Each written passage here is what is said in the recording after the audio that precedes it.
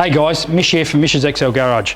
Just want to show a couple of really cool little things for the rear suspension on these XLs. Now, as many of us know already, and for those that don't, when the Supashocks were made, they didn't quite get the tolerance right for the bottom stubs. It is about, I don't know, that thickness there, about a mil and a half. There's a new shim that's been designed by Wenzel Race Prep, okay, which as you can see here.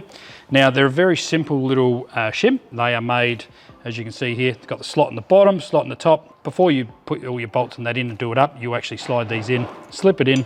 That'll take up the tolerance required, okay? So another new product here, which you can see is this product here. It's called a Camber stop. Now this stop has been designed also because the Supashock also has a slight issue with the amount of adjustment for the camber. With the amount that can actually slide with the wheel on here, if that slides all the way in, the tyre will actually rub on the shock. It's not great, and that can cause a few issues. I have actually seen a car where it's almost caught on fire because of it. So another very simple little precaution there. One other thing you'll see is the bolts that I use in here. Now these are a high tensile bolt. Also use these big washers, all right? They're a 5mm washer, both sides, so that sort of helps pull up some of the load on that part of the strut there. It's just a great, another reassurance that, it's not gonna come loose on you.